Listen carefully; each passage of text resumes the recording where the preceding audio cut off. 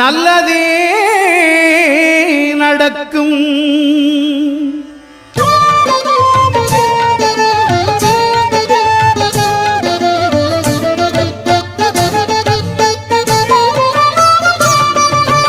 ஒன்பது கோளும் ஒன்றாய் காண